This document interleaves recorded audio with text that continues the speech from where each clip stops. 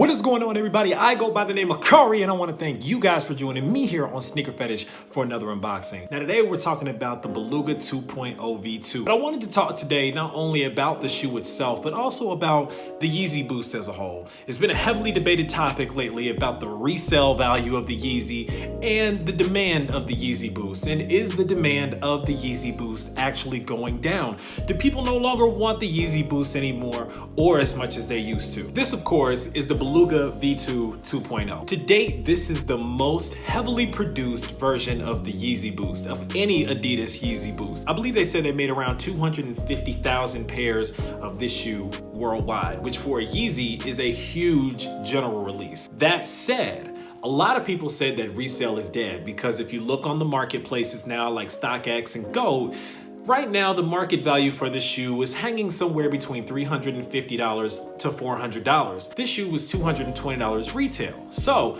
at $150 markup, a lot of people feel like these shoes are actually losing their value and the shoe as a whole is losing their value.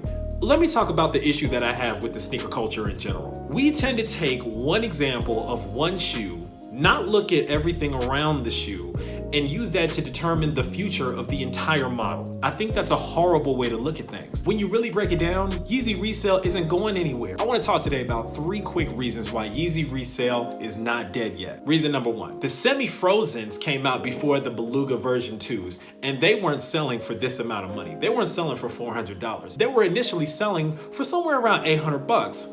Now, some people are saying that for the most limited version 2 that's dropped to date, they still weren't selling for as much as the Zebras. However, you also got to understand that the Zebras were a very wearable shoe. People liked that shoe because it was white and black. They were very simple colors. So a lot more people wanted them than wanted the semi-frozens. Even with the semi-frozens being produced in less numbers, less people wanted that shoe. And it was still going for about $800. And then the market settled for about $600 when all was said and done. But for a shoe that's lime green with a gum bottom, paying $650 for that shoe, in my opinion, is still a lot of money. Reason number 2, for a shoe that got produced as widespread as it did, this shoe is still fetching an over 50% profit margin. Let's look at the numbers and then let's look at the percentages. In any business, if you can get somewhere between a 30 to 40% profit margin, you're doing pretty well. Now, at $220, we'll call it $240 with tax, you're still making over a 50% margin on that shoe.